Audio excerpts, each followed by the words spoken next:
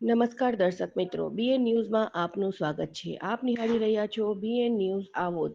આમોદ નગર સહિત તાલુકામાં 78માં સ્વાતંત્ર્ય પર્વની રંગેચંગે ઉજવણી કરાઈ. દેશભક્તિના ગીતો સાથે આમોદ નગર ગુંજી ઉઠ્યું. આમોદ નગર સહિત તાલુકામાં આજરોજ 78માં સ્વાતંત્ર્ય પર્વની રંગરચે ઉજવણી કરવામાં આવી હતી. દેશભક્તિના ગીતો સાથે આમોદ નગર ગુંજી ઉઠ્યું હતું. આમોદ બચ્ચો કા ઘર સંચાલિત સ્કૂલમાં member of Gujarat Waqf board ગાંધીનગરના એડવોકેટ મોહમ્મદ તૌફિક વોરાના હાથે આન બાન શાનથી ધ્વજ ફરકાવવામાં આવેલ હતો. જ્યારે આમોદ નગરપાલિકા દ્વારા સ્વાતંત્ર્ય પર્વ નિમિત્તે ધ્વજ ફરકાવી ઉપસ્થિત સભ્યો તેમજ શહેરીજનોએ સલામી આપેલ હતી અને સફાઈ કામદારોને તેમની શ્રેષ્ઠ કામગીરી બદલ પાલિકા પ્રમુખ તેમજ સદસ્યોના હસ્તે પ્રમાણપત્ર આપી સન્માનિત કરવામાં આવ્યા હતા. ત્યારબાદ આમોદ પાલિકાના કમ્પાઉન્ડમાં વૃક્ષારોપણ કરવામાં આવ્યું હતું. આમોદ સામૂહિક આરોગ્ય કેન્દ્ર ખાતે તબીબ અધિકારી ડોક્ટર કિરણ મકવાણાના હસ્તે રાષ્ટ્રધ્વજ ફરકાવવામાં આવ્યો હતો. જેમાં પેરામેડિકલ સ્ટાફ, દર્દીઓ સહિત આસપાસના લોકોએ હાજર રહી રાષ્ટ્રધ્વજને સલામી આપી હતી. આમોદ પોલીસ મથકે એએસઆઈ શંકરભાઈ બાવજીના હસ્તે રાષ્ટ્રધ્વજ ફરકાવવામાં આવ્યો હતો.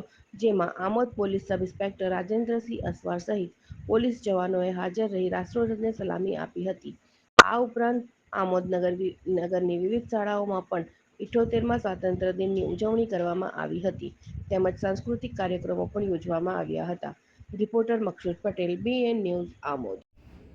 આજ રોજ 78માં સ્વાતંત્ર્ય પર્વ દિવસની ઉજવણી કરવા માટે બચ્ચો કા ઘર આમોદ મુકામે મૌલાના ઇબ્રાહિમ સાહેબ અને મૌલાના બશીર સાહેબ બંને મને આમંત્રણ આપેલું અને તેમના આમંત્રણને માન આપીને અહીંયા ધ્વજારોહણ કરવા માટે હું આવેલો અને સદર સંસ્થામાં ધ્વજારોહણ થતાં અગાઉ નાના બાળક તથા બાળકીઓના પ્રોગ્રામ કરવામાં આવેલા, જે પ્રોગ્રામ ખૂબ જ સારા, ડિસિપ્લિનવાળા અને નાના છોકરાઓ અહીંયા ભણતા તમામ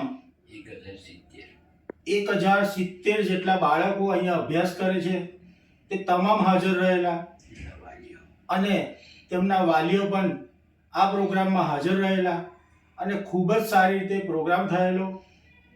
આ સંસ્થા ગુજરાત રાજ્ય વકફ બોર્ડમાં રજિસ્ટર નંબર B878 થી નોંધાયેલી છે અને આ સંસ્થા ખૂબ જ સારો વહીવટ કરે છે.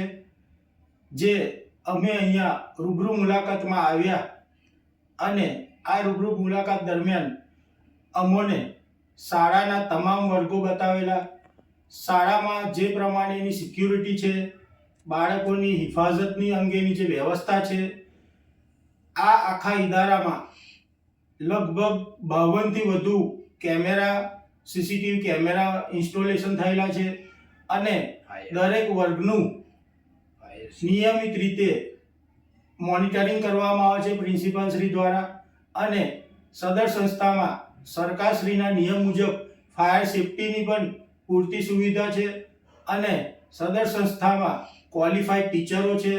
તમામ ટીચરો સાથે પણ અમે મુલાકાત કરેલી અને આ સંસ્થા ખૂબ જ સારી રીતે સારો વહીવટ કરે છે તેવું આ સંસ્થાની વિઝિટ લેતા વખતે અમને ધ્યાનમાં આવેલું અને આ સંસ્થાના બાળકો ભવિષ્યમાં વધુ ને વધુ પ્રગતિ કરે તેવી અમારી દુઆ છે અને સારામાં સારો આ પ્રોગ્રામ થયો તે બદલ હું મૌલાના બશીર સાહેબ અને ઇબ્રાહિમ સાહેબનો ખુશી આભાર વ્યક્ત કરું છું.